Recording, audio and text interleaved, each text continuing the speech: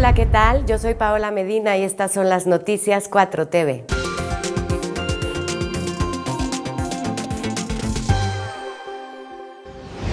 La presidenta Claudia Sheinbaum inauguró el Centro de Estudios Científicos y Tecnológicos Natalia Cerdán en la ciudad de Puebla, desde donde reafirmó que la educación es un derecho para todas y todos los mexicanos y no un privilegio para unos cuantos. Nosotros creemos que la alimentación saludable para todas y todos los mexicanos es un derecho, que el acceso a la salud es un derecho y que el acceso a la educación es un derecho. Por eso la inauguración de este campus del Instituto Politécnico Nacional pone eso al frente. La educación es un derecho en nuestro país y eso es un logro del pueblo de México y de la cuarta transformación de la vida pública de México. La titular del Ejecutivo lamentó que los gobiernos neoliberales dejaran de construir escuelas en todos los niveles educativos y establecieran una visión mercantilista de la educación. El argumento central para dejar de construir universidades públicas fue justamente que la educación, si quería hacerse, tenía que pagarse, que los estudiantes, si querían estudiar, tenían que pasar un examen de admisión. Ese proceso llevó a dejar de construir universidades e institutos de educación pública. A tal nivel llegó ese pensamiento y esa idiosincrasia de un sistema que venía de fuera, ni siquiera tenía que ver con el pensamiento del humanismo de nuestro país, del liberalismo mexicano. Ese pensamiento a lo que llevó es a que crecieran las universidades particulares y dejaran de construirse universidades públicas.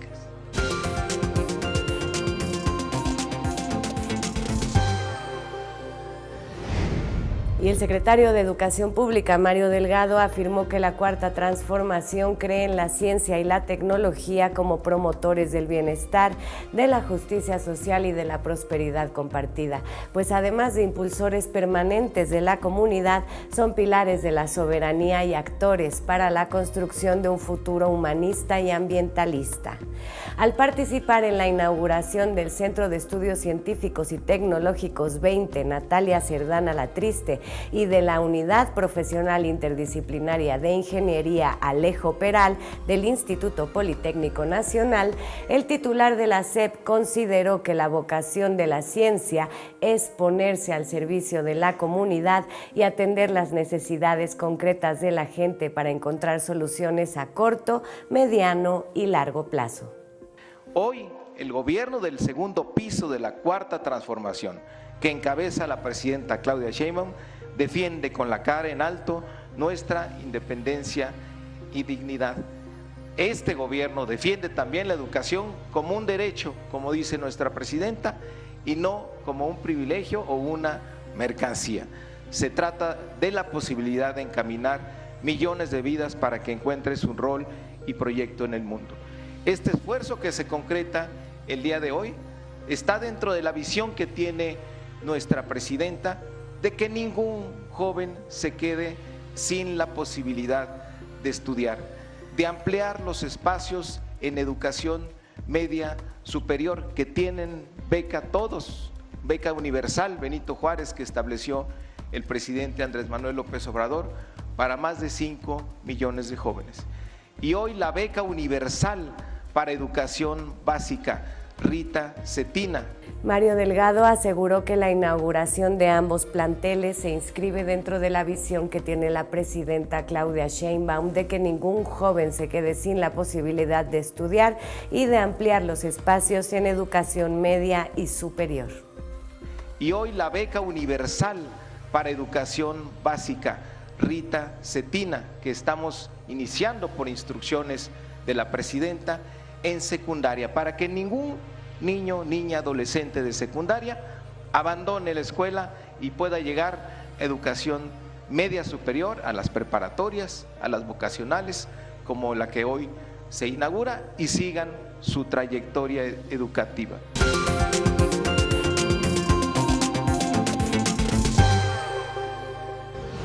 El operativo Basílica, coordinado por el Gobierno de la Ciudad de México y la Alcaldía Gustavo A. Madero, ha permitido que la visita de 8.5 millones de peregrinos a la Basílica de Guadalupe este 12 de diciembre transcurra sin incidentes mayores. César Cravioto, secretario de Gobierno capitalino, destacó la participación de 18,000 servidores públicos, entre ellos 7,000 de la Alcaldía en labores de seguridad, atención médica y logística. El operativo incluyó atención médica a 537 personas, la búsqueda de 12 individuos perdidos que fueron localizados y apoyo a 80 perros, entre ellos 12 que serán trasladados a veterinarias. Además, la Secretaría de Bienestar distribuyó 4,500 raciones de comida y 3,000 cobijas, mientras que la Secretaría de Salud instaló carpas médicas y ambulancias en el perímetro. El alcalde Giancarlo Lozano destacó que estos esfuerzos apoyados por el Gobierno de México, la Guardia Nacional y la Sedena buscan garantizar una experiencia segura y cálida para las y los visitantes.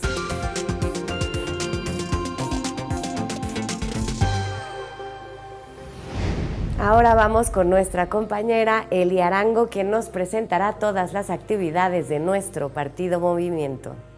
Buenas noches, Paola. La presidenta nacional de Morena, Luisa María Alcalde, anunció en sus redes sociales que el Comité Ejecutivo Nacional ya está trabajando en la organización de los procesos electorales de 2025 en Veracruz y Durango.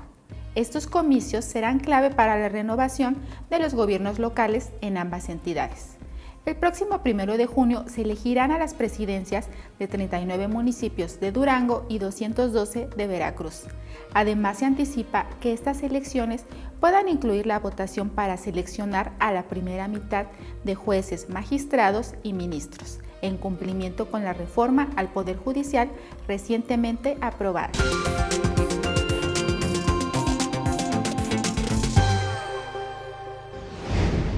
El Instituto Nacional de Formación Política de Morena, a través de su Programa Nacional de Buen Gobierno, convoca a asistir al segundo encuentro nacional, construyendo juntas y juntos el segundo piso de la Cuarta Transformación.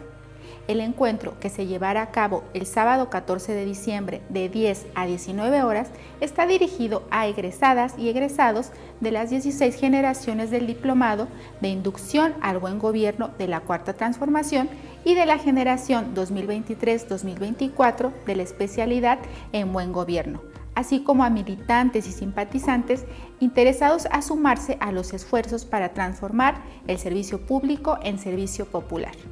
El periodo de registro es hasta el 13 de diciembre de 2024 y lo podrán realizar en la liga que ven en pantalla. Regresamos con Paola. Muchas gracias por la información, Eli. Estaremos pendientes.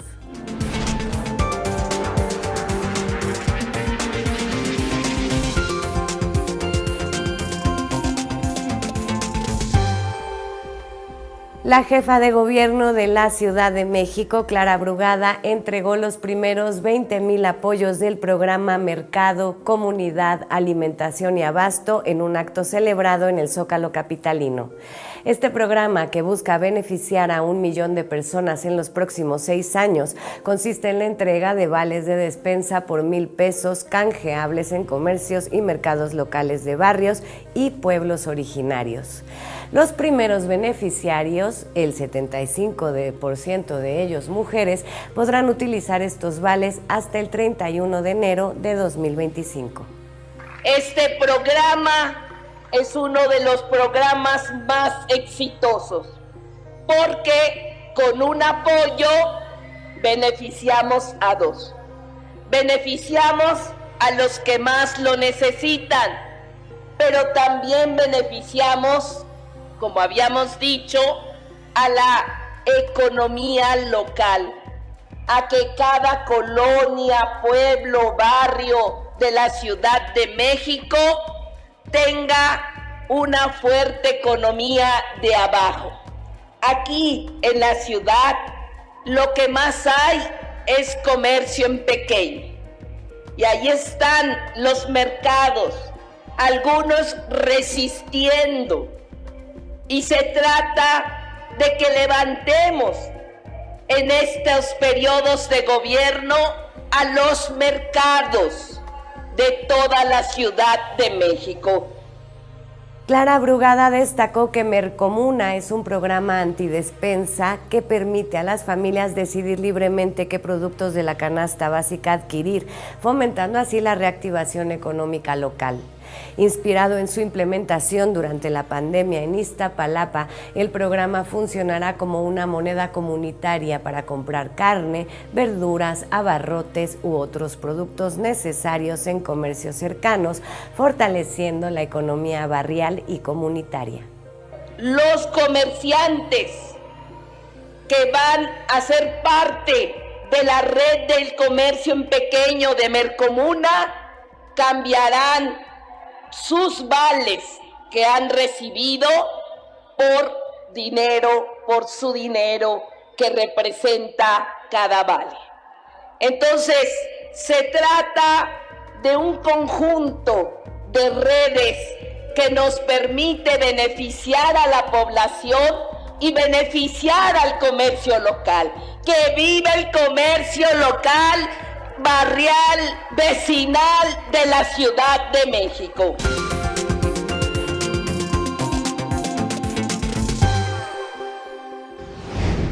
Y en excelentes noticias, con 3.548.439 personas trabajadoras afiliadas al IMSS en noviembre de 2024, la Ciudad de México se posiciona como la entidad con mayor empleo formal del país, según informó la Secretaría de Trabajo y Fomento al Empleo. Jalisco y Nuevo León ocupan el segundo y tercer lugar con 2 millones y 1.9 millones de afiliados respectivamente.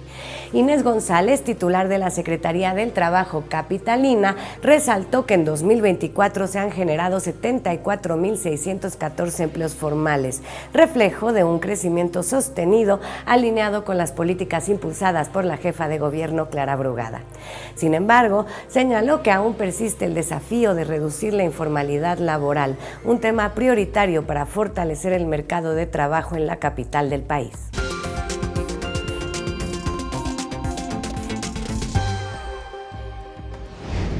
La presidenta Claudia Sheinbaum anunció que el salario mínimo subirá el 12% para 2025.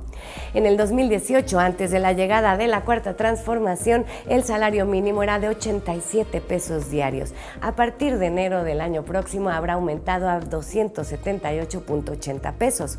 Por ello, salimos a las calles a preguntarle al pueblo qué opina de esto. Vamos a ver qué dijo la gente el día de hoy.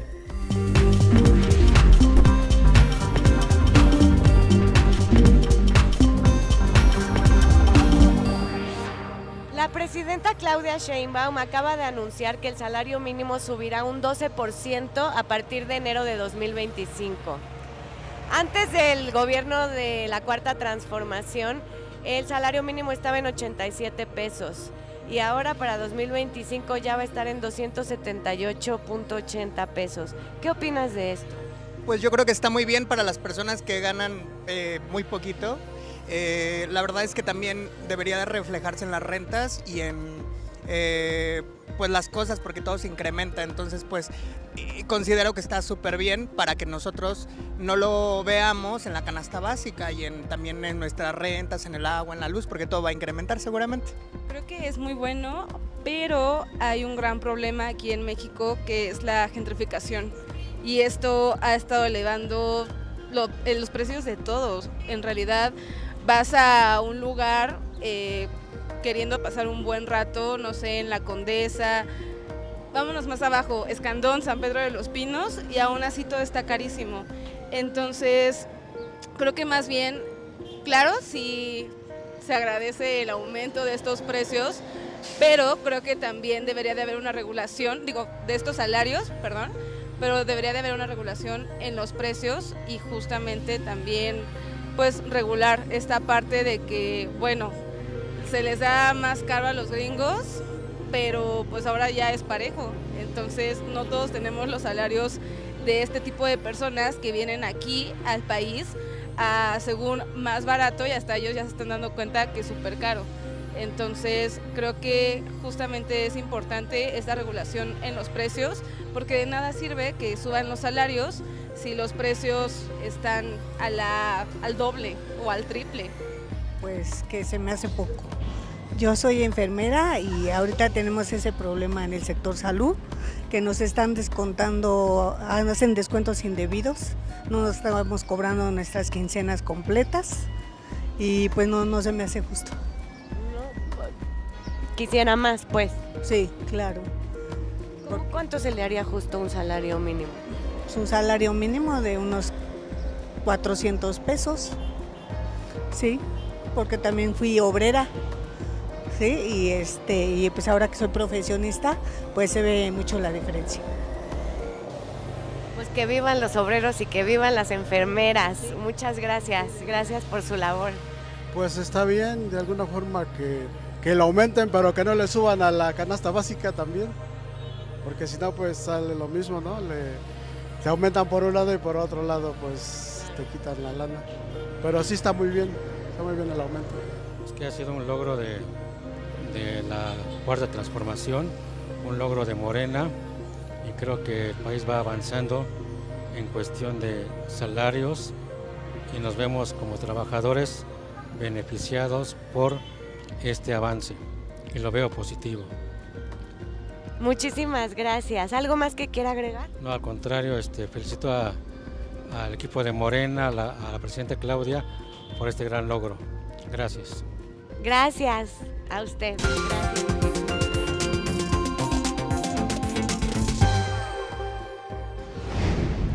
Ahora vamos con nuestro compañero Eduardo Casillas, que nos dará la agenda cultural del día.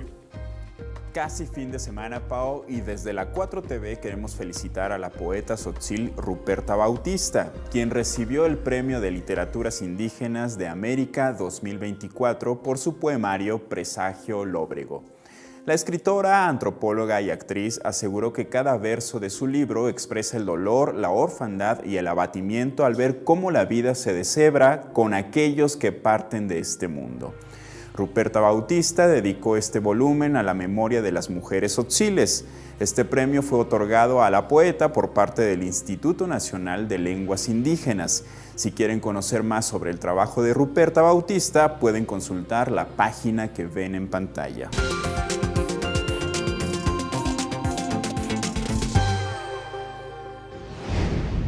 Y la Compañía Nacional de Danza está en plan grande este fin de año, pues añadió una fecha más al ciclo de presentaciones de El Cascanueces en el Auditorio Nacional.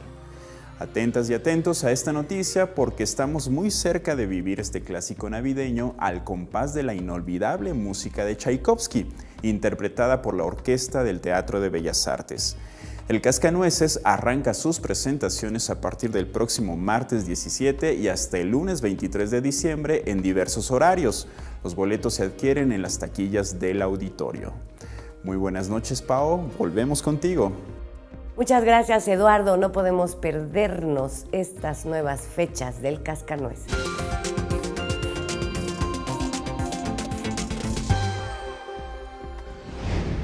Hasta aquí con la información. Sigan viendo nuestros contenidos y recuerden que la 4TV la hacemos todas las personas.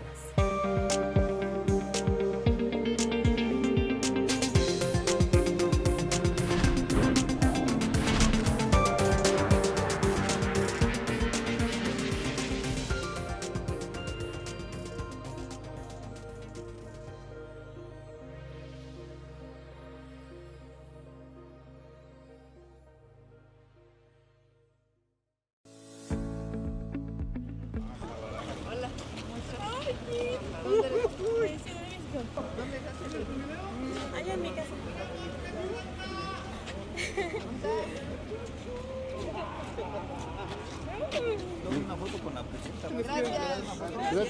Puebla. Puebla. Toluca, doctora. Toluca. Gracias. Saludos a sus familias. De Catepec. De Catepec. Felicidades. Muchas gracias, doctora.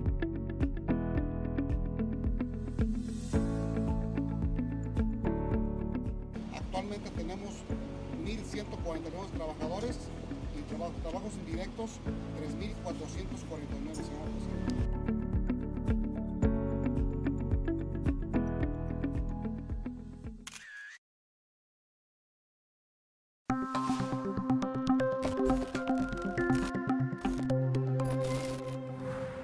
Buenos días, buenas tardes o buenas noches, según el horario en que estén escuchando este programa que trata sobre la vejez. Yo sé que no es un tema halagüeño en general, pero quizás a partir de esta charla logren interesarse más en lo que es la vejez. Como ven, tengo autoridad para hablar sobre ella. Miren, la derecha, y sobre todo los libertarios de ahora, lo que quieren es que los viejos y las viejas nos muramos de una vez. Y hay dos razones para ello. Una de ellas es que los viejos y las viejas tienen poco valor como mercancías. El neoliberalismo ve a las personas como mercancías.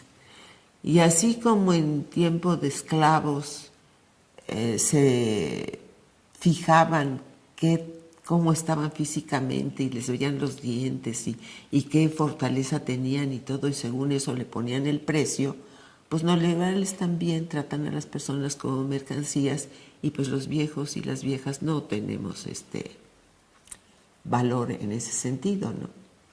Y la otra razón, quizá la más importante, es que somos memoria. Es decir, podemos contarle a los jóvenes lo que en realidad ha pasado y somos menos susceptibles de manipulación. Entonces les contamos a los jóvenes que eso que están diciendo es mentira porque yo lo viví, etcétera, ¿no? Y entonces permitimos que los jóvenes no se traguen todas las mentiras. Fíjense que en Argentina, por ejemplo, en una investigación que hizo la Universidad de Quilmes y la del Río de la Plata, dio por resultado que el 56% de los votantes de Milei tenían menos de 30 años, eran de 30 años para abajo.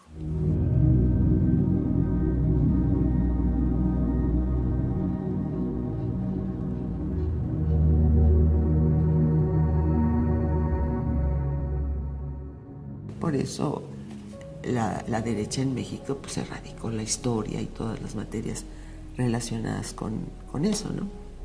Ahora, para la izquierda piensa distinto y se interesa en proteger, en cuidar a los viejos y a las viejas, que tengamos las condiciones para poder tener bienestar. Entonces por eso que se crean programas sociales, la pensión de adultos mayores, los cuidados de salud que van a tener a domicilio, incluso las políticas que hay en términos generales. Ahora, por ejemplo, hay una fila para adultos mayores para que no estén parados tanto tiempo, les ponen asientos en los eventos,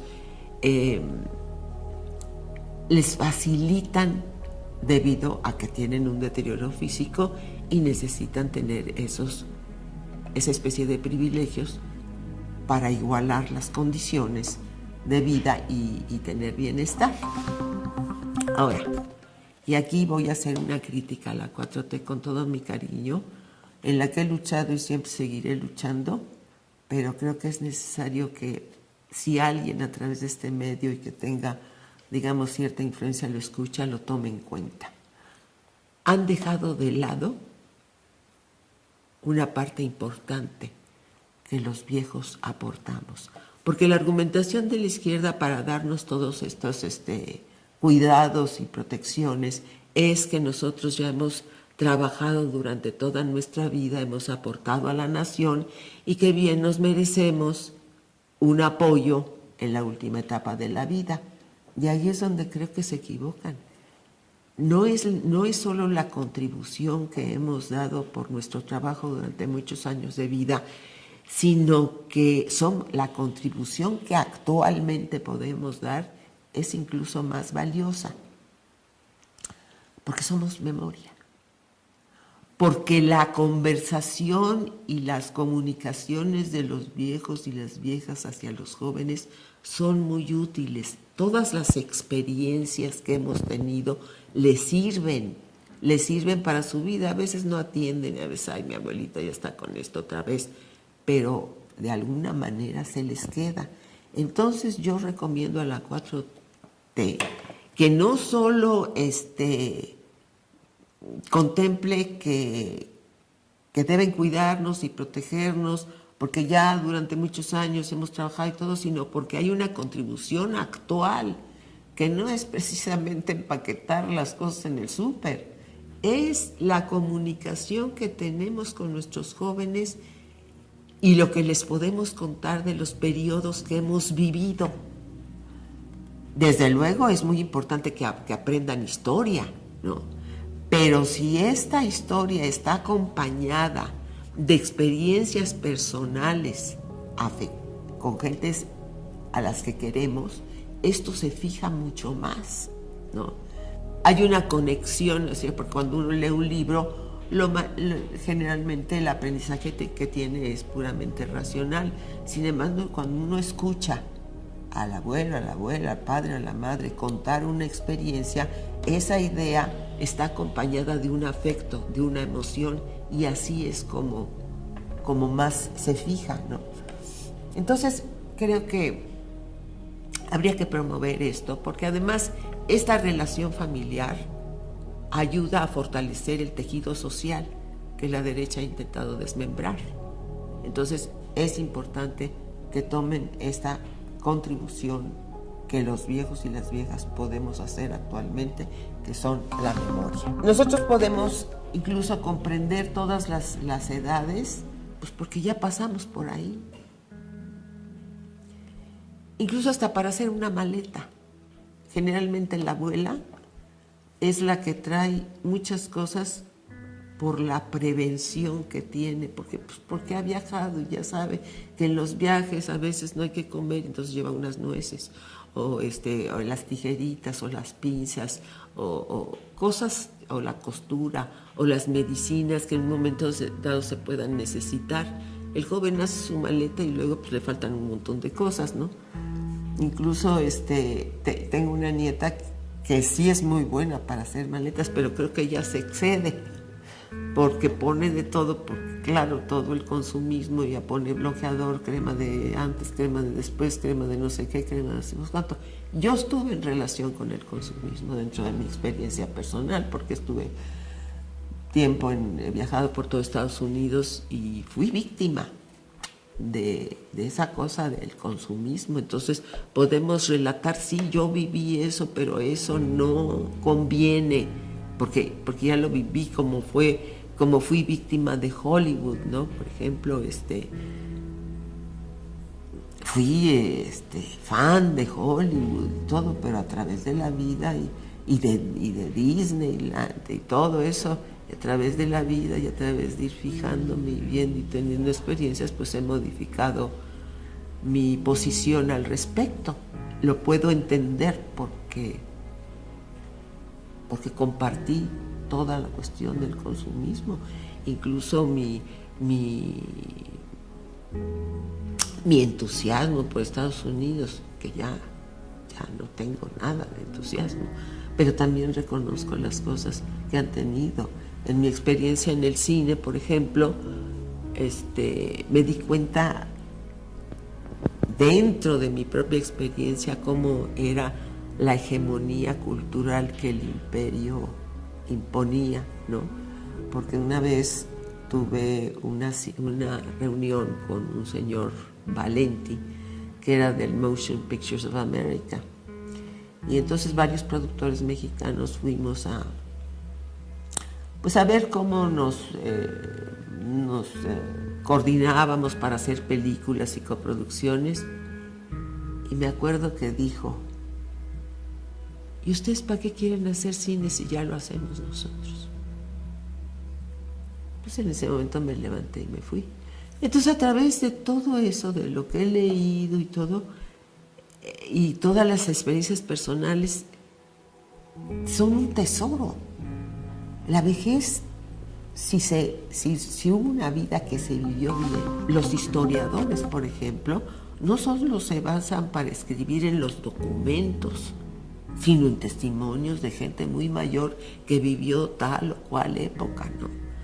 Por ejemplo, nosotros tenemos dentro de los intelectuales de la 4T algunos que, pues ya que son ya mayores y que nos orientan mucho. Por ejemplo, Armando Bartra es uno de los intelectuales de la 4T que yo más valoro porque sabe mucho, ¿no?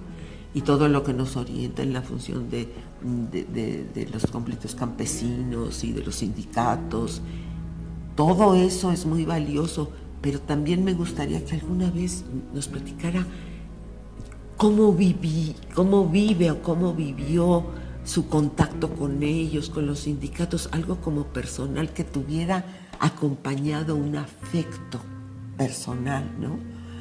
Díaz Polanco también es otro de los intelectuales que yo admiro muchísimo y que tiene obras importantes. También me gustaría que de vez en cuando nos contara cómo vivió el conflicto en República Dominicana y su vida. Siempre ha sido un luchador y un activista. Me gustaría que alguna vez transmitiera eso afectivamente, de manera personal. Fíjese cómo Andrés Manuel López Obrador, nuestro presidente, hacía mucho eso y entonces su lucha, si nosotros leemos la lucha de Andrés Manuel López Obrador cuando hizo tal y tal cosa, pero cuando nos cuenta cómo fue la caravana que se vino de Tabasco, cuando nos cuenta cómo se subía a un camión y le hablaba a los pasajeros y pasajeras y les echaba todo el rollo de cómo estaba México y cómo había que rescatarlo, y se bajaba del camión y se subía al siguiente y luego al siguiente, y así se pasaba horas. Cuando nos cuenta, por ejemplo, de lo de San Quintín, de lo del hombre de San Quintín, que la idea que se fijó en él acerca de cómo separar el poder político del poder económico fue porque un hombre de San Quintín le dijo.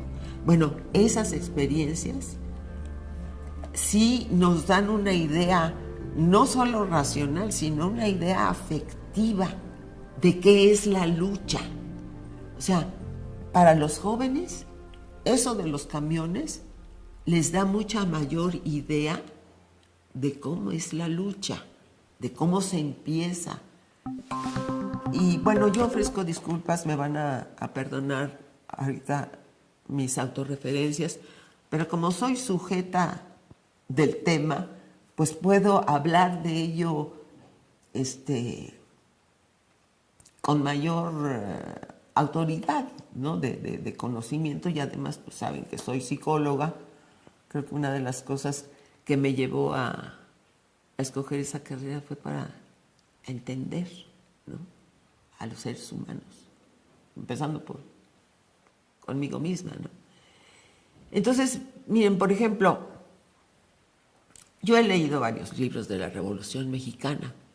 Sin embargo, el panorama o el cuadro que más siento acerca de la Revolución Mexicana fue lo que me contó mi abuelita, ¿no?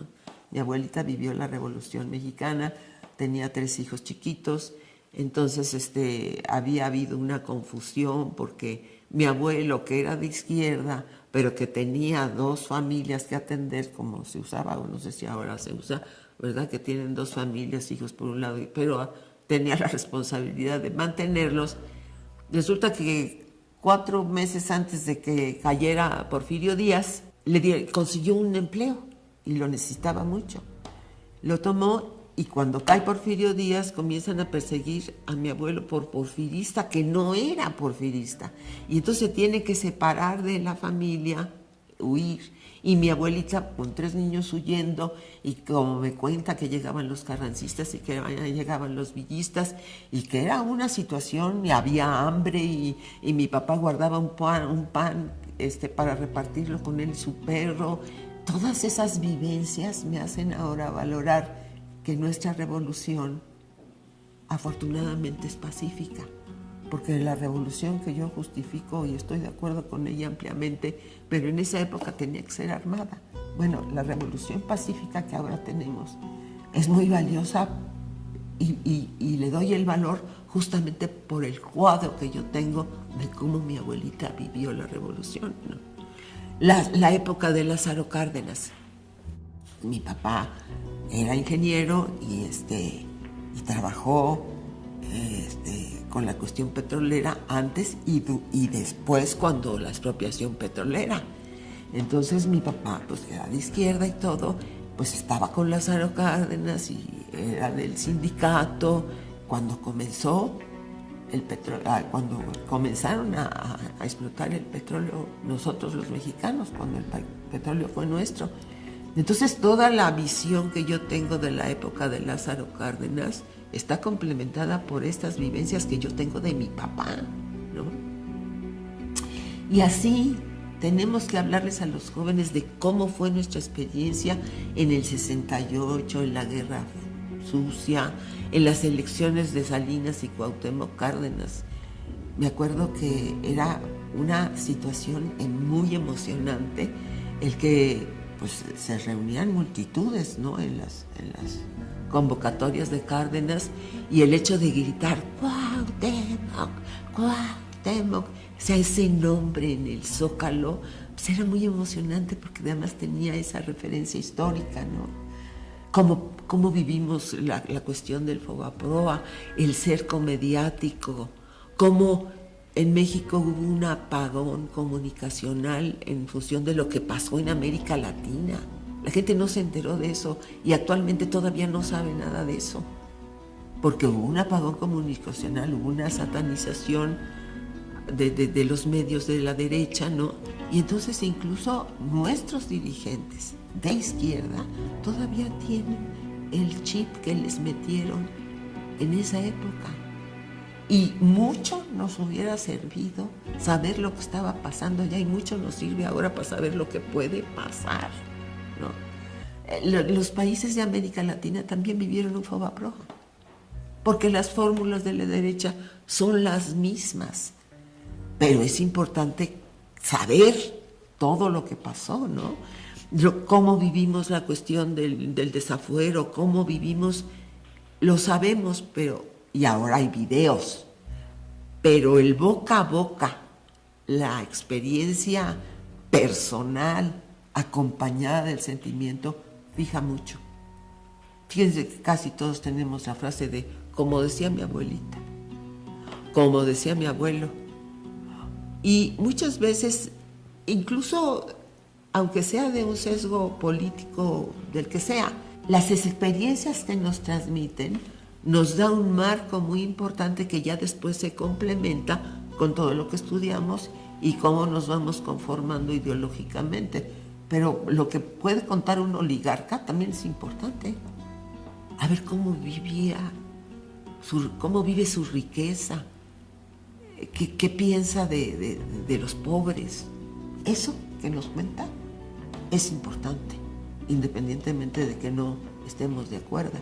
Muchas de las cosas que me contaba mi papá, pues veo que tenía muchos aciertos, pero también tuvo errores, ¿no? Entonces, la relación que los abuelos, las abuelas, los viejos, las viejas, tenemos con los adultos, con los jóvenes, todo es importante porque fortalece el tejido social, fortalece las familias, que es una cosa que necesitamos, y eso es una contribución que podemos seguir haciendo. La gente que viene a la 4TV a dar sus testimonios, la mayoría de las jóvenes y los jóvenes, digamos, hasta los 30 años o así, que son de izquierda, es porque en su familia eso se les enseñó. Tienen un abuelo, una abuela, un tío, una tía que les abrió ese camino y entonces no fueron tan manipulables mediáticamente, ¿no? Es decir, porque cuando esos valores entran desde chicos y desde adolescentes, ya la frivolidad o la cuestión esta insulsa que tienen a veces los adolescentes ya no tiene tanto efecto. Entonces eso es muy importante, por eso la derecha quiere que nos duramos. Yo tuve la experiencia de haber vivido en Nueva Orleans a los 10 años. Me tocó la época del racismo y la segregación de los negros, ¿no? Y me tocó que me subía a un camión y no me podía sentar en la sección de los negros. Luego regresé a los 15 años y ya eso se había quitado, pero vi cómo era el ambiente de los gringos blancos, ¿no? Que dejaban un asiento para no sentarse junto al negro. O sea, vi todo ese proceso. Ahora, todo lo que pasó con Rosa Parks, por ejemplo, ahora lo leemos en los libros, pero es importante que los que tuvimos esa experiencia se las contemos, ¿no?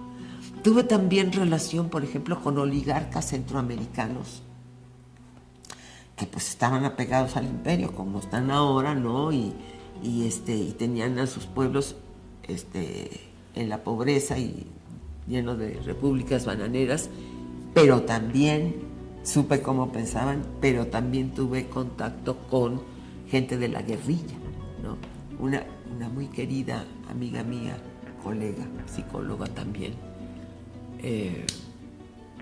murió de un bazucazo que le dieron a una reunión de guerrilleros que había en El Salvador. Por ejemplo, también tuve la experiencia de Yugoslavia porque me tocó pues poco antes de que la desmembraran y la partieran en pedazos, y pude vivir y sentir el ambiente que había en Yugoslavia antes de ser desmembrada. Estuve en Berlín un mes después de que se tiró el muro y pude vivir cómo era el ambiente de los alemanes en Berlín después de la caída del muro. Esa experiencia emocional es importante y se complementa con lo que aprendemos de la caída del muro de Berlín en los libros de historia, ¿no? También en China, por ejemplo, que me caen muy bien los chinos, la verdad, que dicen muchas mentiras acerca de los chinos, pero, por ejemplo, vi la deferencia que esa cultura milenaria tiene hacia los viejos, como la nuestra prehispánica, ¿no? Es decir, donde los ancianos eran a los que se les consulta, porque ellos incluso a veces hasta deciden lo que hay que hacer. Al anciano se le concede esa sabiduría por las experiencias que ha tenido. Por ejemplo, siendo mi madre de República Dominicana, pues pude enterarme de cómo fue la dictadura de Rafael Trujillo, porque ella tuvo que huir y se fue a Cuba, y en Cuba se encontró con Batista, entonces pues se vino para México. Y también tuve la experiencia de conocer a Leandro Guzmán, esposo de María Teresa Mirabal, de las hermanas Mirabal, que recientemente hemos conmemorado el Día en contra de la violencia contra las mujeres, que es precisamente porque a ellas las asesinó Trujillo después de una visita que hicieron a la cárcel en donde estaban sus esposos. Bueno, pues el esposo de María Teresa fue muy amigo de mi familia, y cuando vino a México, Cuauhtémoc Cárdenas lo ayudó y le dio trabajo en la villita cuando se dedicaba a la ingeniería. Y incluso el relato que escuché de un dirigente, que no va a decir su nombre, porque es una gente pues valiosa para la 4T, pues dijo algo que no es cierto. Y entonces me molesta un poco porque dije, eso no es cierto. Yo tuve acceso a la fuente principal y sé que eso no es cierto, ¿no? Entonces no hay que inventar, pero sí hay que contar nuestras experiencias. Siendo supervisora de terapeutas, pues yo soy psicóloga y me dedico 40 años a la psicoterapia. Y cuando uno está en ese ejercicio, generalmente cuando comienza uno tiene un supervisor que es un psicólogo con mayor experiencia que le ayuda a uno a revisar los casos y va a dar orientación. Bueno, cuando me tocó ser supervisora, después que daba yo las recomendaciones sobre cómo estaba tratando el caso, en teórica y práctica y todo, al final lo que siempre les decía es vivan. Es decir, les hace mucha falta, además de leer, vivir. Porque si tú no tienes experiencias de vida, muy difícilmente vas a poder comprender a tus pacientes, entender lo que les pasa. Tienes que vivir. Entonces un psicólogo, además de estudiar, tiene que vivir. Y los que nos dedicamos a la lucha para que nuestro país esté rumbado hacia el bienestar, necesitamos experiencias personales y esas experiencias personales comunicarlas a los jóvenes. ¿Cómo vivimos la tecnología los viejos? Pues que la tecnología es extraordinaria, a mí me encanta. Nada más que comprendo muy bien cuando decía Fromm, lo que pasa es que la tecnología va avanzando y resulta que la ética no va avanzando al mismo ritmo. Entonces, los que manejan la tecnología no tienen suficiente ética, ¿no? Bueno, pero independientemente de eso, lo que ha logrado la tecnología, pues es fantástico. Pero también los viejos vemos lo que se ha perdido con la tecnología y vale la pena que los jóvenes lo sepan para que cuiden ese aspecto. No es que no nos guste lo moderno, no, es que vemos que hemos perdido cosas. Y bueno, la cuestión es prever que esas cosas no se pierdan, ¿no? Gramsci decía, hay una frase que me parece errática, eso de mira hacia el futuro. No, es decir, me parece muy tonto. Miro hacia el futuro, en el futuro no hay nada. No hay nada. Que Gramsci decía, pues en el futuro no hay nada, lo único que hay es lucha, eso sí sabemos. Pero voy más allá. Walter Benjamin decía que todo es pasado. Fíjense, en el futuro pues, no existe, no hay nada. El presente se va diluyendo casi de inmediato hacia el pasado. Entonces nosotros tenemos que tener nuestra mirada en el pasado para ir actuando en el presente para las reivindicaciones que el ser humano tiene que tener en función del sufrimiento que ha tenido y inmediatamente se convierte otra vez en pasado. Entonces, caminar hacia el futuro es caminar mirando allá al pasado para ir reivindicando todas las cosas en las que nos hemos equivocado y ver en las que hemos acertado. Y esa idea a mí me parece muy importante. Por último, les voy a hacer una recomendación de esta abuela. Ya debe erradicarse esa actitud de quitarse la edad, ¿no? Antes, y creo que ahora también se dice que a las damas no hay que preguntarles la edad a las mujeres porque se ofenden. Pues eso es denigrarla, porque entonces quiere decir que la mujer nada más vale cuando se ve joven y entonces por eso se quita la edad. O por ejemplo, constantemente en la televisión, en las redes, en todas partes hay bromas, ¿no? Entre los conductores. No, tú eres más viejo que yo, no sé qué, mira, ya te estás haciendo viejo. Pero como una cosa peyorativa, como algo malo, como si hacerse viejo es malo. Entonces, si hacerse viejo es malo, pues los viejos es malo ser viejo y entonces deben ser rechazados.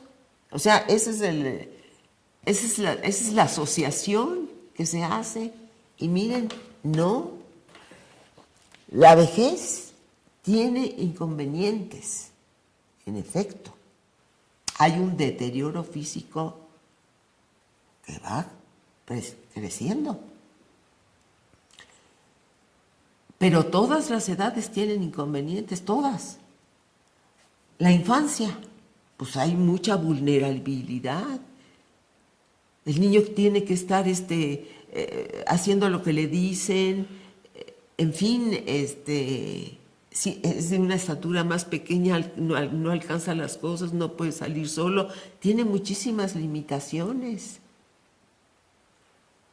Los adolescentes, los jóvenes, pues también tienen cambios hormonales, conflictos, no se ubican, andan en la búsqueda, no saben bien qué es lo que piensan, se rebelan, en fin, lloran a cada rato, van creciendo y son torpes, en fin, también tiene sus inconvenientes. La juventud, ¿no? Que todo mundo pone sus expectativas en que uno sea el que vaya a rescatar el mundo que han dejado perder, ¿no? Los adultos, ser adulto también tiene inconvenientes porque es uno responsable de cuidar a los niños, a los adolescentes, a los jóvenes, a los ancianos. Es decir, el adulto también tiene inconveniente y así la vejez tiene sus inconvenientes del deterioro, ¿no? El único agregado inconveniente que tiene es que a los que les gusta la vida, pues resulta que pues es la última etapa y ya se acabó el 20, ¿no?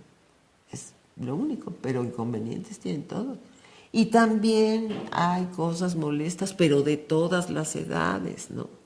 Los viejos y las viejas somos repetitivos, lo habrán constatado en esta locución, nada más que tengo la excusa de decirles que como esto tiene una intención pedagógica, pues como decía nuestro presidente, tengo que repetirla para que se asiente más en el recuerdo, ¿no? Somos repetitivos, a veces no oímos, nos distraemos, caminamos despacio, en fin. Pero también los niños a veces son una friega espantosa que están demandando atención, que hay que llevarlo para acá, que hay que llevarlo para acá, que hay que protegerlo de esto.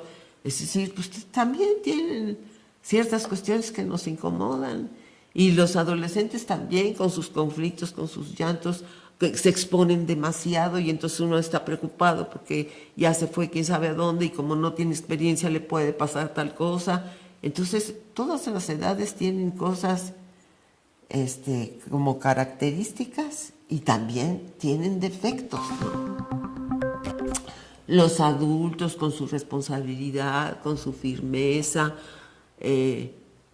son muy importantes, ¿no?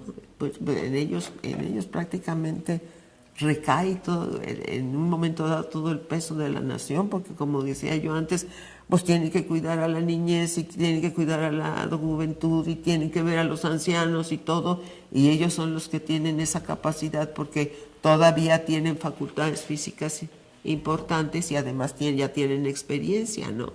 Y esto de la experiencia es importantísimo. Los viejos sí podemos aportar y contribuir en cosas en que se necesita que sea viejo, ¿no? Hay secretarías, por ejemplo, que a lo mejor se puede aceptar a alguien que vaya debutando, ¿no? Pero, por ejemplo, en la Cuarta Transformación hemos tenido 2 secretarios de salud bastante mayores, ¿no?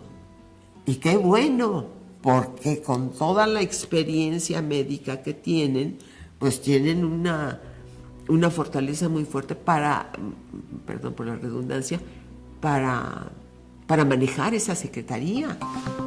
También es importante que los jóvenes sepan, por ejemplo, yo soy feminista, de siempre lo he sido, en el Centro de Orientación Psicológica en el que trabajé tantos años, organicé talleres para feministas, convoqué reuniones, en fin, muchas cosas. Es importante que las de ahora sepan cómo lo vivimos. Mi papá, por ejemplo, que era un hombre de izquierda y todo, era machista, ¿no? La izquierda machista estuvo fuerte. Si no, habría que darle a Rosa Luxemburgo, ¿no? Y mi papá pues era machista y entonces yo lo escuchaba a los 10 años hablar con mi tío y decir esto de que la mujer tiene una mentalidad inferior a la del hombre. Que porque todas las figuras importantes de la historia pues eran hombres. Y que cuando se hablaba de una mujer, pues nada más salíamos con que Madame Curie, ¿no? Y que incluso de Madame Curie hasta se dudaba que ella era la que había hecho el descubrimiento. Y yo de chiquita pues me rebelaba, pues que yo era niña, y decía, no, papá, eso no es cierto, no sé qué. Pero pues no tenía yo argumentos, porque pues no sabía. Pero yo sentía que eso no era cierto. Y claro, pues los filósofos, el 95% de los filósofos de antes pensaban eso, ¿no? Schopenhauer decía pues que las mujeres eran seres de cabellos largos e ideas cortas. Hubo otro que ya ni me acuerdo cómo se llamaba, que se atrevió a decir que la mujer, por una cuestión evolutiva, tenía que tener una mentalidad inferior porque iba a estar a cargo de la crianza de los niños. Y entonces le era pues más fácil lidiar con los niños teniendo una mentalidad inferior. Todas esas cosas se manejaban en la época que yo viví, porque es importante saber de dónde venimos y por qué se piensa como se piensa. Y claro, cuando yo ahora veo el enorme avance que hemos tenido, aunque todavía nos falte, en esta cuestión del feminismo, híjole, me lleno de gusto, ¿no? Pero las feministas que ahora son jóvenes y que están luchando necesitan conocer cómo vivimos eso, cómo vivimos nuestra sexualidad, cómo vivimos nuestra maternidad, que para mí fue pues lo más gozoso que tuve en mi vida. Eso necesitan saberlo a través de las experiencias y del boca a boca de los abuelos y las abuelas. Si bien los viejos y las viejas agradecemos muchísimo a la 4T el hecho de que nos cuiden, de que nos protejan, de que nos den los apoyos para tener una vida digna a partir del trabajo que hemos desarrollado durante toda nuestra vida, tomen en consideración que estamos contribuyendo o que tenemos que seguir contribuyendo en esto de fortalecer el tejido social a partir de transmitirle a los jóvenes nuestras experiencias y que es importante promover ese diálogo intrafamiliar de todas las edades, incluso a veces es necesario reunirnos con nuestro grupo de pares, ¿no? Es decir, los niños quieren estar con los niños, los adolescentes con los adolescentes, los adultos con los adultos y los viejos también queremos estar con los viejos. A mí, por ejemplo, me pasa que siempre estoy rodeada de jóvenes y de repente ya quiero un viejito, por favor, una viejita con cual platicar porque de esta manera nos sentimos mejor. Pero el diálogo de todas las generaciones y que los abuelos puedan contribuir a la fortaleza del tejido social es muy importante para la transformación. Entonces, ahí se los dejo. Si les gustó esta charla, por favor pónganle me gusta, por favor compártanla y hasta luego.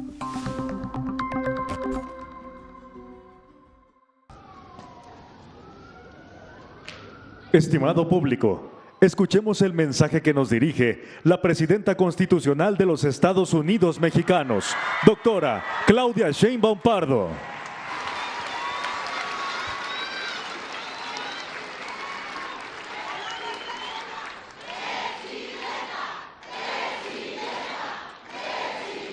Muchas gracias. Gracias a todos, a todas, por este hermoso evento, esta hermosa asamblea. Ahora la recojo, con todo gusto. Me da gusto estar con ustedes por muchas razones. Primero, por el gran gobierno que hizo Sergio Salomón Céspedes. La verdad es que hay que darle un gran aplauso, una felicitación.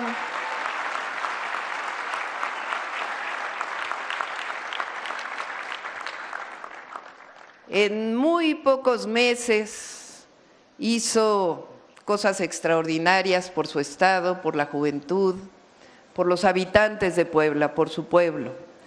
Y por eso, pues, nos lo vamos a llevar al gobierno federal, porque es tan buen gobernador que ahora va a ser un gran servidor público del gobierno federal. Muchas felicidades, Sergio.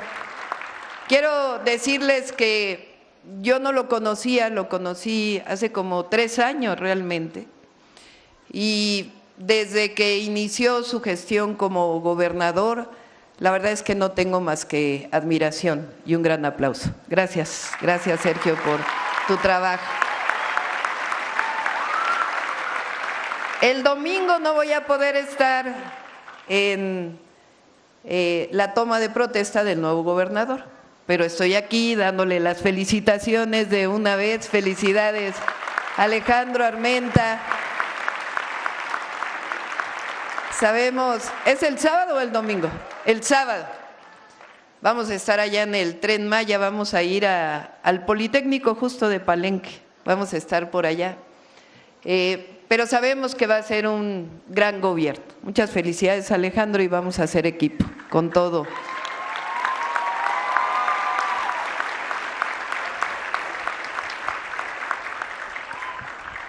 También me da muchísimo gusto estar con el director del Poli, con el doctor Arturo.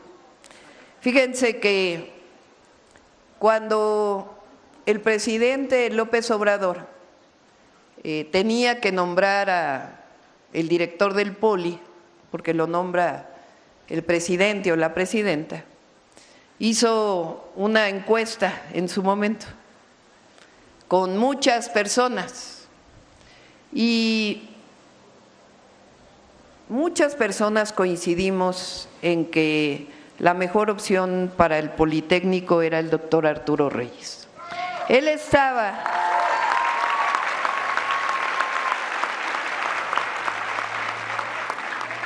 fíjense, él estaba trabajando como investigador, es cierto, ¿no?, en Inglaterra, y dejó su trabajo allá, un investigador muy prestigiado, poblano, por cierto. Muy prestigiado.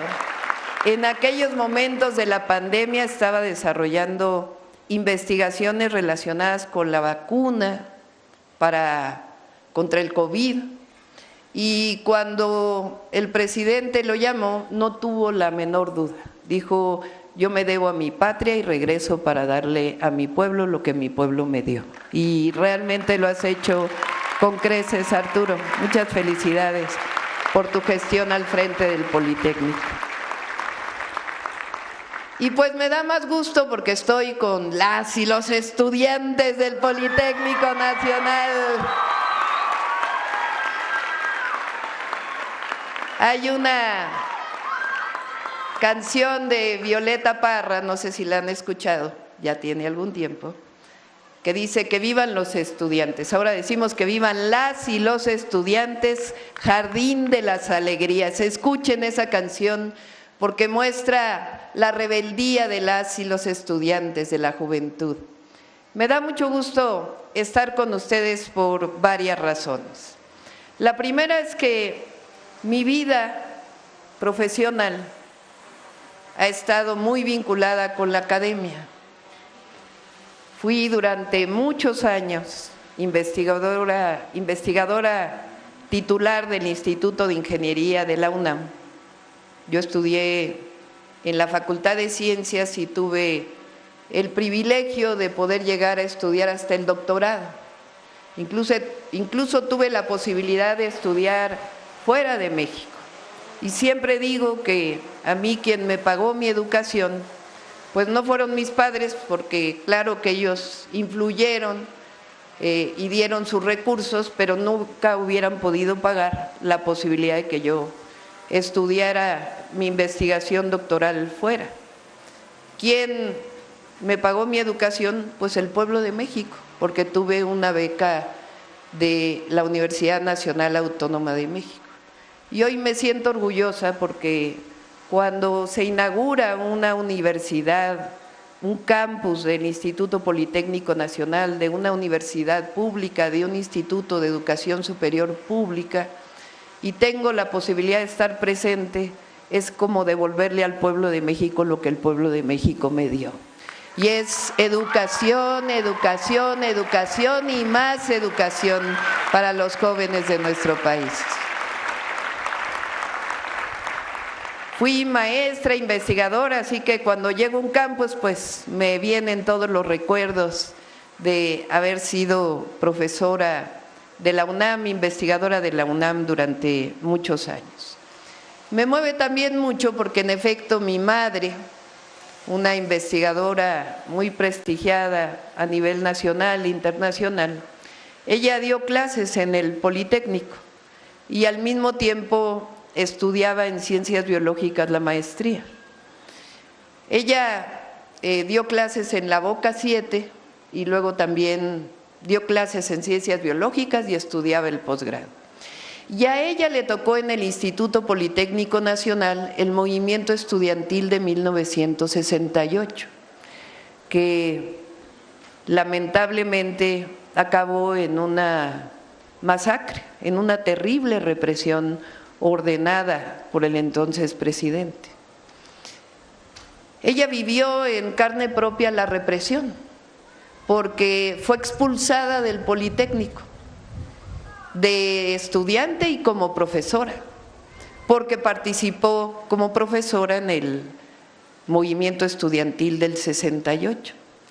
Ella, una vez expulsada, y fíjense que yo me enteré muy tarde de esto, porque ella no acostumbraba decir estas cosas, regresó a la UNAM, a la Facultad de Ciencias de la UNAM, y ahí pues llegó a estudiar el doctorado y hoy es una investigadora muy prestigiosa.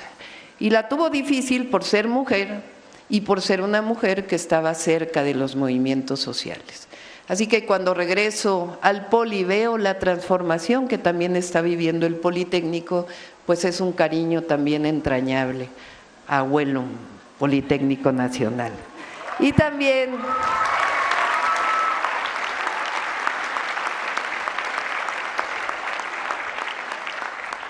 porque cuando joven, que ya pasó algún tiempo, cuando estudié, yo estudié en el CCH Sur, en la preparatoria de la UNAM, y cuando entré a estudiar en el CCH, no les digo en qué año porque van a decir ¡buh! En aquel momento había movimientos estudiantiles que le llamaban los movimientos estudiantiles de rechazados, porque había jóvenes que querían entrar a la preparatoria y no podían entrar a la preparatoria. Y había esta idea que inculcaban en el estudiante, decir es que no entraste a la preparatoria porque no pasaste el examen de admisión, cuando en realidad el Estado tiene la obligación de dar todos los espacios necesarios para que las y los jóvenes tengan espacio en la educación media, superior y superior. En aquella época había entrado yo al CCH, pero muchos estudiantes no habían podido entrar y desde entonces me pregunté, ¿cómo es posible que a un joven le digan rechazado? Esa palabra te marca para toda la vida. Y luché con los estudiantes que no habían entrado a la educación y se abrieron espacios educativos para la preparatoria.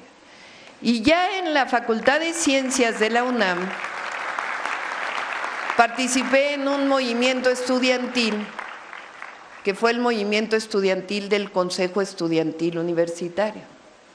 En aquella época, el inicio del neoliberalismo en nuestro país querían elevar las cuotas de la UNAM, prácticamente querían privatizarla, elevar las cuotas, quitar el pase automático, unificar la manera en que se calificaba a todos los estudiantes independientemente de la carrera a la que pertenecieran. Y los estudiantes nos movilizamos frente a esa decisión que tomó entonces la autoridad universitaria. Y ese movimiento estudiantil triunfó. La Universidad Nacional sigue siendo una universidad pública. En aquel momento nuestro argumento, como estudiantes, que hubo un diálogo público contra el argumento de la autoridad que decía, es que si los estudiantes no pagan, no van a valorar la educación. Decían, cuesta más en aquella época donde todavía no se veía tan mal y no se sabía el daño que hacía la salud fumar. Decían las autoridades universitarias, cuesta más una cajetilla de cigarros que pagar la educación. Y parecía en las familias que era un argumento lógico. Y entonces los estudiantes dijimos, no, eso es falso, es un argumento falso. La educación no es una mercancía que se compre con dinero. La educación no es un privilegio para el que la pueda pagar.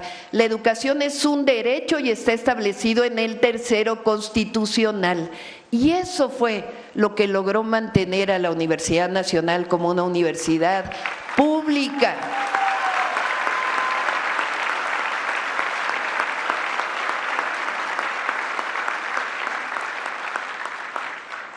Hoy estamos viviendo en nuestro país lo que llamamos la cuarta transformación de la vida pública de México. Una transformación que inicia con el presidente Andrés Manuel López Obrador en el 2018, después de 36 años de un periodo oscuro en la historia de México que se llamó el periodo neoliberal. Durante todo ese periodo, además de que los gobiernos solamente sirvieron a unos cuantos, el argumento central para dejar de construir universidades públicas fue justamente que la educación, si quería hacerse, tenía que pagarse, que los estudiantes, si querían estudiar, tenían que pasar un examen de admisión. Ese proceso llevó a dejar de construir universidades e institutos de educación pública. A tal nivel llegó ese pensamiento y esa idiosincrasia de un sistema que venía de fuera, ni siquiera tenía que ver con el pensamiento del humanismo de nuestro país, del liberalismo mexicano. Ese pensamiento a lo que llevó es a que crecieran las universidades particulares y dejaran de construirse universidades públicas. Imagínense que hoy en México tenemos una carencia enorme de médicos especialistas que puedan dar consulta en los hospitales, que puedan operar, porque esta visión de que hay que cerrar el ingreso para producir estudiantes de excelencia es una visión absurda que no tiene nada que ver con la educación concebida como un derecho. En el 2018, cuando llega el presidente López Obrador, además de grandes cambios y cambios profundos, lo que se logra es reconcebir a la educación como un derecho social, como un derecho humano. Y esa es la esencia de lo que representa la cuarta transformación. Nosotros creemos que la alimentación saludable para todas y todos los mexicanos es un derecho, que el acceso a la salud es un derecho y que el acceso a la educación es un derecho. Por eso la inauguración de este campus del Instituto Politécnico Nacional pone eso al frente. La educación es un derecho en nuestro país y eso es un logro del pueblo de México y de la cuarta transformación de la vida pública de México.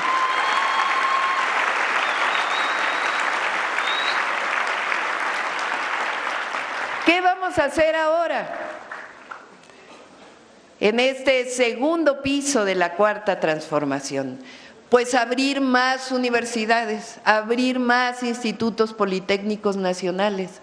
Lo que queremos es que nunca jamás se le diga a un estudiante que es rechazado, que nunca jamás se le diga a un joven que es un nini. El Estado tiene la obligación de proveer educación. Si hay una familia que puede pagar la educación particular, está bien.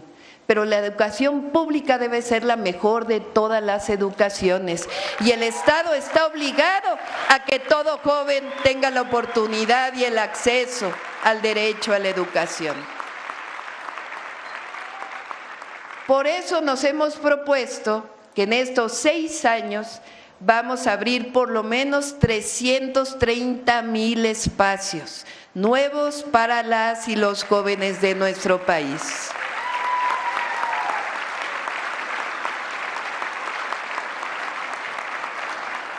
¿Cómo los vamos a abrir? La Universidad Benito Juárez, que fue creada por el presidente López Obrador, se va a consolidar y se va a ampliar. El Instituto Politécnico Nacional va a ampliarse también en otros campus en distintos lugares del país. El Tecnológico Nacional de México, que también es una gran institución, también va a abrir espacios. Pero vamos a crear, de hecho ya fue publicado el decreto, 2 nuevas universidades nacionales. La Universidad Nacional Rosario Castellanos y la Universidad Nacional de la Salud. Estas 2 nuevas universidades en nuestro país. La Rosario Castellanos la formamos cuando fui jefa de gobierno en la Ciudad de México. Ahí se crearon nuevos campus, esta nueva universidad con una visión humanista, científica, concibiendo la educación justamente como un derecho en diversas modalidades, presencial, semipresencial y a distancia. Hoy la Rosario Castellanos en la Ciudad de México tiene más de 60,000 estudiantes que antes no tenían el acceso a la educación. Y ahora Rosario Castellanos fue una poetisa, una mujer brillante que además defendió los derechos de las mujeres. Ahora el primer lugar donde vamos a crear ese campus es en Comitán, que es Comitán, Chiapas, que es donde nació Rosario Castellanos. Ahí va a estar el primer campus, pero ya el próximo año va a estar en Tijuana y aquí en Puebla, ya nos pusimos de acuerdo con Alejandro, va a haber también un campus de la Universidad Nacional Rosario Castellanos.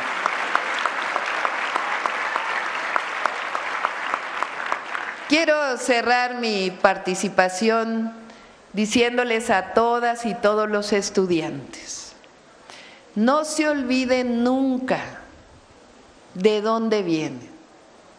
Si uno se olvida de dónde viene, va a perder la brújula de a dónde va. El esfuerzo individual, personal, siempre es importante. Dedicar el tiempo a los estudios, también a la diversión, pero dedicar el tiempo a los estudios es fundamental. Pero no se olviden nunca de que esta es una institución pública. ¿Quién financia esta institución pública? El pueblo de México. El pueblo de México con sus impuestos les está dando este acceso, esta oportunidad para que desarrollen todas sus capacidades. Si bien es cierto que uno tiene derecho a buscar una opción de vida personal y a que las familias de nosotros vivan bien, el dinero no es la felicidad. Lo que da la felicidad es regresarle al pueblo lo que el pueblo nos dio. Lo que da la felicidad es el amor a la patria, el amor a la naturaleza, el amor al prójimo, el amor a nuestros semejantes, el amor a nuestras familias. Regresémosle siempre al pueblo de México lo que el pueblo de México nos dio. Eso siempre llévenlo en el corazón y en el pensamiento. Eso es parte de lo que significa la revolución de las conciencias y la cuarta transformación de la vida pública de México. Y a las mujeres estudiantes, a las jóvenes. Que sepan, que lo lleven siempre en su corazón, tienen derecho a soñar, que nunca nadie les quite el derecho a soñar y a hacer lo que ustedes quieran ser.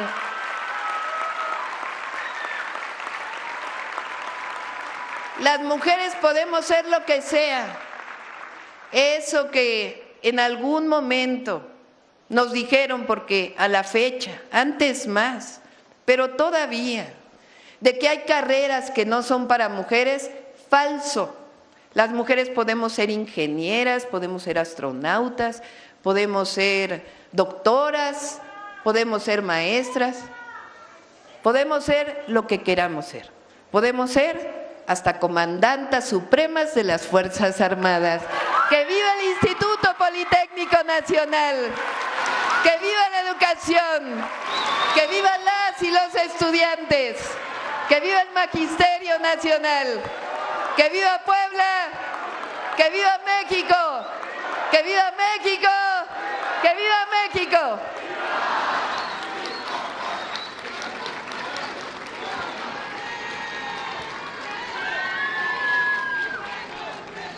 Procedemos con el corte del listón inaugural de la construcción del Centro de Estudios Científico y Tecnológicos 20.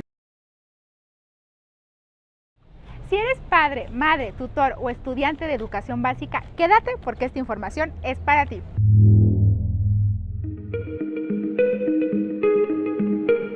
La nueva beca universal Rita Cetina está dirigida para todos los estudiantes de preescolar, primaria y secundaria.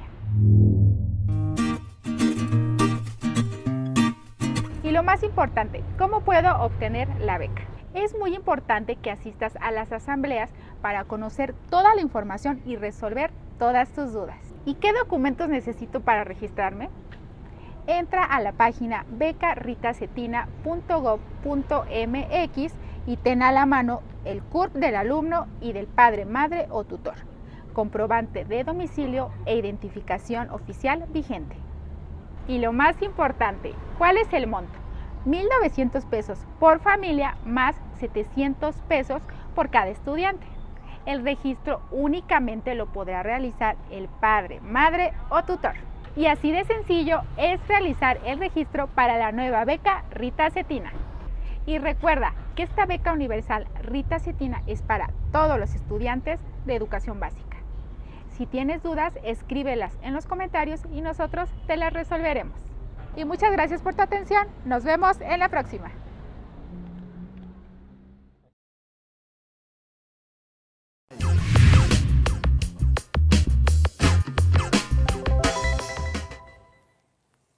Hola, ¿qué tal? Gracias por acompañarnos hoy, 12 de diciembre del 2024, en el segundo piso de la transformación de la libertad del zorro en el gallinero al derecho de las gallinas de correr al zorro del gallinero. Soy Luis Aponte y estoy con Paola Medina. Y yo estoy feliz como gallina ejerciendo mi derecho de correr al zorro del gallinero mientras me entretengo en tendencias e intendencias. Y por eso vamos a hablar de lo que hay en tendencias en X, en tendencias y desentendencias.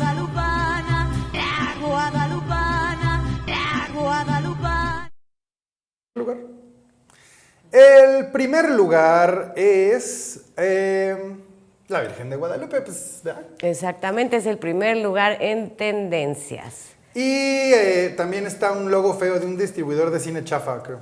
Lo cual es tranquilizante, porque cuando el odio que le sobra a X, antes Twitter, se dirige a una pendejada, pues sabes que todo está bien. De hecho, el logo feo le gana a la desentendencia de Ciro, que puso en tendencia a Epigmenio Ibarra.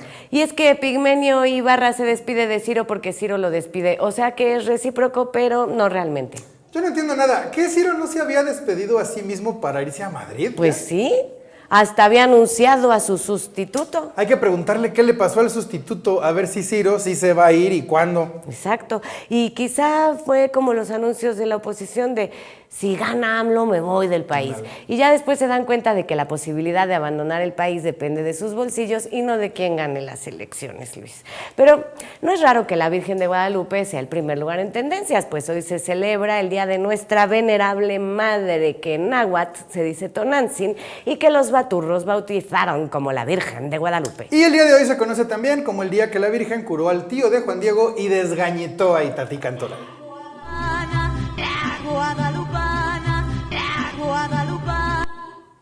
Así le hizo la Virgencita. Y pues les ofrecemos una disculpa a los perros y perritas por los cuetones de ayer en la noche. Ay, yo pensé que por Itatí. Pues sí, también de una vez por su sensibilidad auditiva. Y a los fieles de la pirotecnia, nomás les pedimos que tengan cuidado con sus cuetones en el cielo, no le vayan a tirar una lupita. Sí, con mucho cuidado. Tronar a una lupita en 12 de diciembre es más feo que pegarle a Cristo en Viernes Santo. Y nos encantaría ponerles un video de la mañanera del pueblo con lo que dijo la presidenta al respecto de lo que sucedió ayer, pero resulta que hoy no hubo mañanera del pueblo. Ah, pues con razón. Ando toda desorganizada y pues no entendía por qué nomás andaba como de, ay, Virgencita, please. Sí se siente raro que no haya mañanera, sobre todo cuando tienes que hacer un programa sobre la mañanera.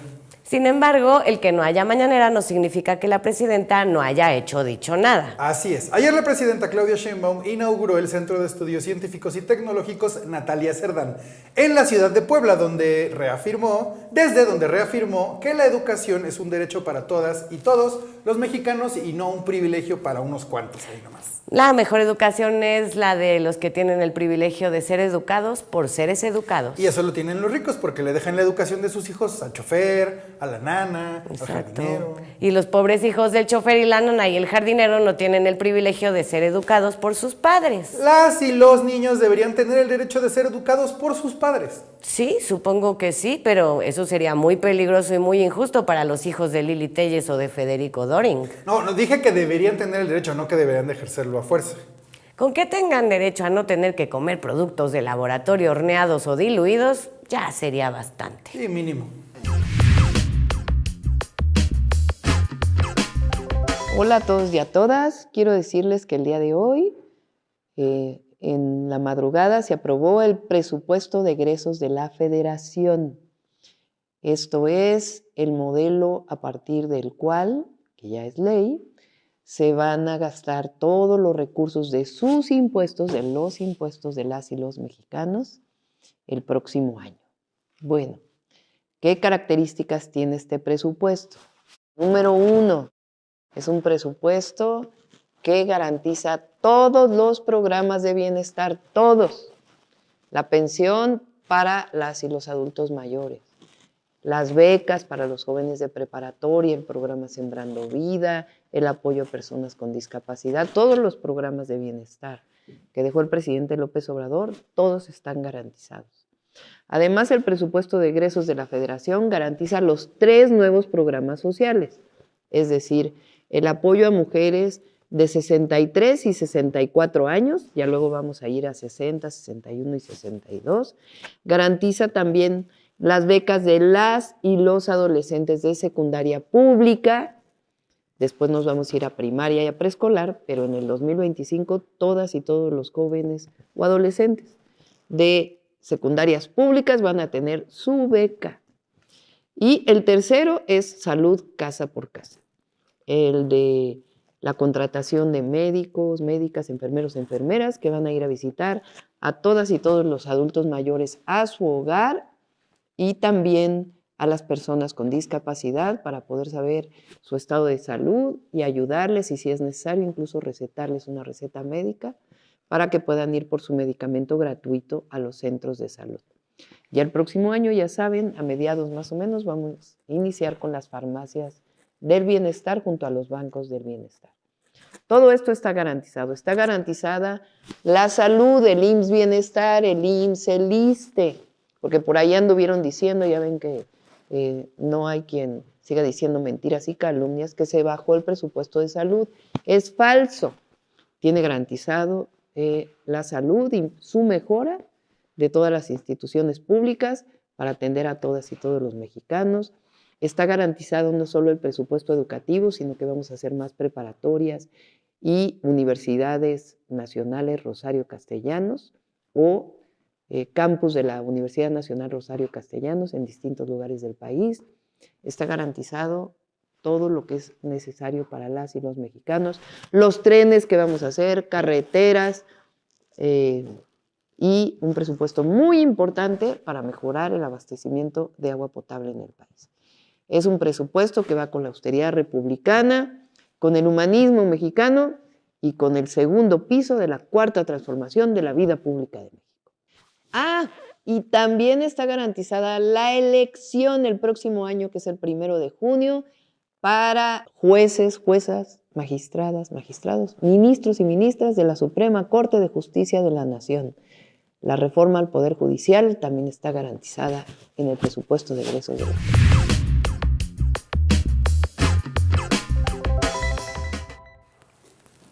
Afortunadamente ya no va a haber gansitos en las escuelas. Pues la chatarra no es opción para alimentar a los niños, por ende no pertenecen a una escuela. Vender chatarra en la cooperativa es peor que tener revistas pornográficas en la biblioteca de la escuela. Es como tener letras libres ahí en la sala de espera de la terapia. Esa es una sucia estrategia para mantener a los clientes con la necesidad de sus servicios terapéuticos. Pues sí tiene sentido. La titular del Ejecutivo lamentó que los gobiernos neoliberales dejaran de construir escuelas en todos los niveles educativos y establecieran una visión mercantilista de la educación. Y claro, lo hicieron porque el conocimiento es poder y no les gusta socializar el poder. Pues ya ves cómo se pusieron con la reforma judicial. Y es que cuando nadie sabe hacer ni lo más elemental, su supervivencia depende de quien sabe lo mínimo. Exactamente, y por eso los que tienen acceso a la formación académica pues se vuelven vacas sagradas, con solo aplicar la ley del mínimo esfuerzo. Pero cuando todos sabemos lo mismo, entonces hay que esforzarse para aportar algo, pues nadie depende de tus conocimientos. Yo, desde que aprendí a echarle una gotita de vainilla y 2 cucharaditas de azúcar a la leche, dejé de depender de Nestlé para mi leche o mi helado. De la que nunca vamos a dejar de depender es de la vaca, porque ahí no es cuestión de saber hacer leche, sino de poder ser vaca. Y ahí sí se vale aplicar la ley del mínimo esfuerzo, pero el que la bebe, la ordeña.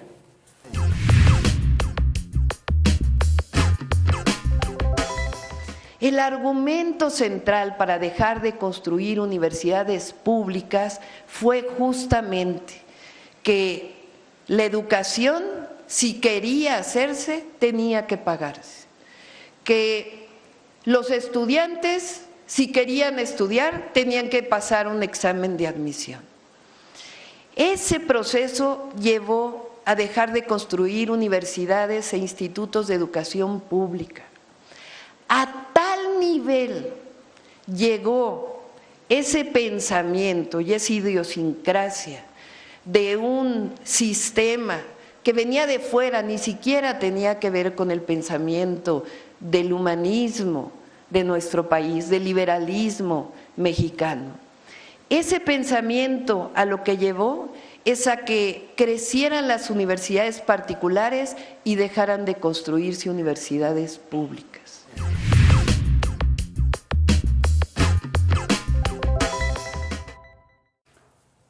Y sabemos que una persona sin educación es como un pájaro sin alas. Y cuando te dedicas a vender jaulas, pues te conviene que las personas no puedan volar. Y hay alas de diferentes precios, hay vuelos de diferentes tamaños, unas vuelan más rápido. Y al final todo se vuelve como la Fórmula 1. Muy ruidoso y en vez de que gane el mejor piloto, pues gana el que tiene el coche más rápido. Así es. La única diferencia entre Verstappen y yo es la diferencia de velocidad entre su coche y mi bicicleta. Y más rápido de lo que arranca Verstappen y sin bonos que los tapen, se aprobó el presupuesto de egresos de la Federación 2025, que garantiza los programas para el bienestar, incluidos los 3 nuevos. Así es. Los derechos a la salud y educación, así como la elección en el Poder Judicial, están garantizados en el presupuesto. Vamos acorde con la austeridad republicana y con el humanismo mexicano del segundo piso de la cuarta transformación. Con la oposición andamos en el presupuesto de que se van a seguir quejando de no poder obtener moches ni traficar con sus influencias, pero no lo aprobamos. Esperemos que el presupuesto se convierta en prejuicio para que, aunque los sigamos tachando de corruptos, se vuelvan honestos. Y no se preocupen por los pleitos entre legisladores. Así se ponen los ánimos en el Congreso, o como le decimos de cariño aquí, el reformatorio neoliberal. Ahí es cuando coincide uno con Alarraqui. De verdad que la oposición necesita su AMLO. Yo más bien creo que la oposición necesita a nuestro AMLO y se da de topes porque lo tuvo y lo dejó ir. Claro, y al dejarlo ir se quedó sin helado. ¿AMLO daba helado? Sí, y del más sabroso. Si te acercas a él, te toca helado.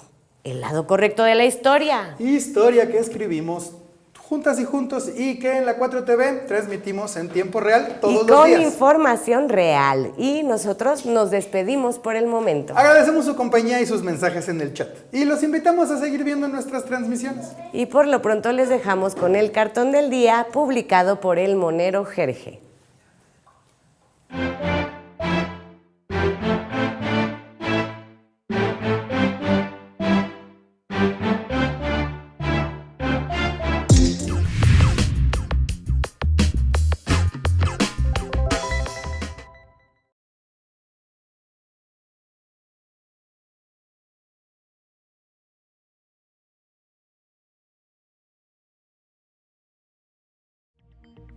Hola, ¿qué tal? Soy Carolina Rangel, secretaria general de Morena, y les quiero presentar el día de hoy el decálogo para autoridades emanadas de nuestro partido Movimiento, un documento dirigido a síndicas, síndicos, regidoras, regidores, presidentas y presidentes municipales, diputadas y diputados locales y federales, senadoras y senadores, y también a las y los gobernadores emanados de nuestro partido Movimiento. 1.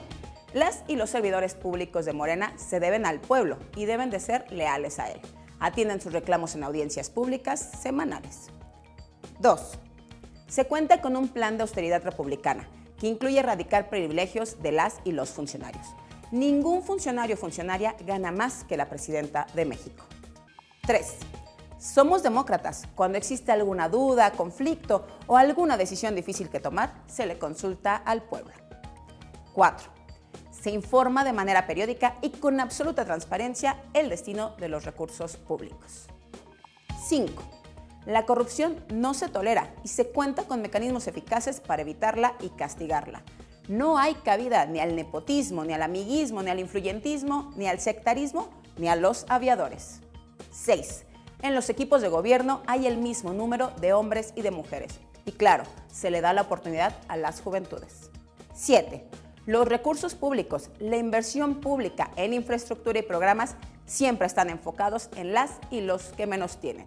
Como bien sabemos, por el bien de todas y todos, primero las y los pobres. 8. Los servicios públicos se fortalecen y mejoran. No se privatizan, se respeta la naturaleza, las reservas naturales por encima de los intereses privados. 9. En ningún caso la policía se utiliza para reprimir al pueblo. Hay una línea muy clara y divisoria entre el crimen organizado y las autoridades. 10. El poder se ejerce con humildad. No hay espacio para banalidades. Este decálogo para las autoridades emanadas de Morena es un documento para que nunca se nos olvide que estamos para servir al pueblo y que Morena es la esperanza de México. Morena, la esperanza de México.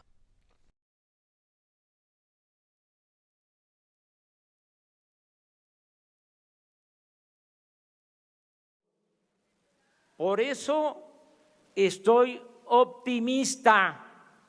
Creo que ya estamos logrando, se está iniciando y ya vamos en el camino de lograr el renacimiento de México, que nos vamos a convertir en una potencia económica y sobre todo en un país modelo que habrá de demostrar al mundo que acabar con la corrupción es posible, y así lo haremos, porque de esa manera construiremos una sociedad más justa, democrática, fraterna y siempre alegre.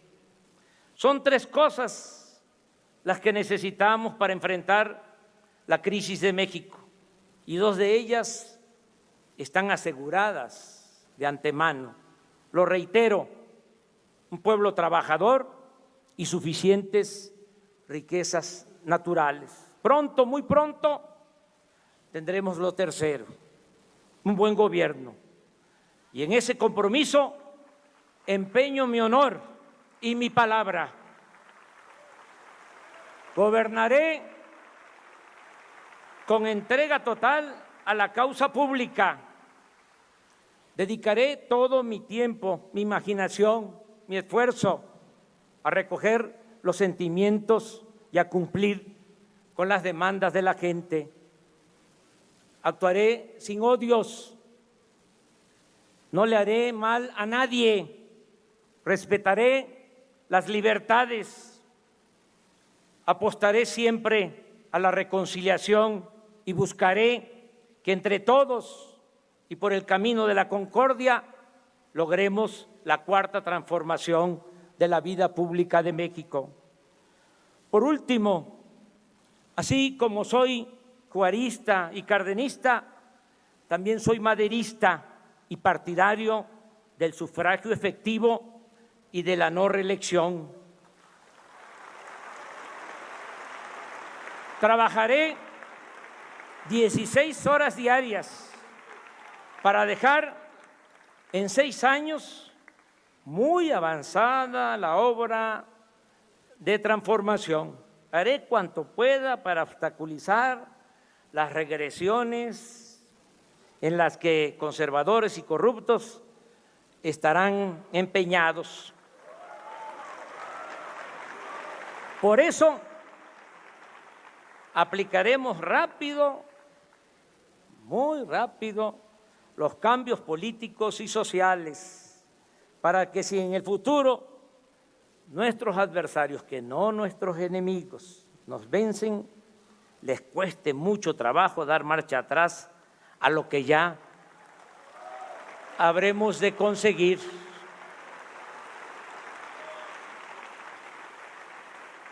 Como dirían los liberales del siglo XIX, los liberales mexicanos, que no sea fácil retrogradar. Pero también dejo en claro que bajo ninguna circunstancia habré de reelegirme. Por el contrario, me someteré a la revocación del mandato, porque deseo que el pueblo siempre tenga las riendas del poder en sus manos. En 2 años y medio habrá una consulta y se les preguntará a los ciudadanos si quieren que el presidente de la República se mantenga en el cargo o que pida licencia, porque el pueblo pone y el pueblo quita. Y es el único soberano al que debo sumisión y obediencia. Acepto el reto y les invito a participar para celebrar juntas y juntos el esplendor y la grandeza futura de nuestro querido México. Gracias de todo corazón. ¡Que viva México! ¡Viva México! ¡Viva México! ¡Viva!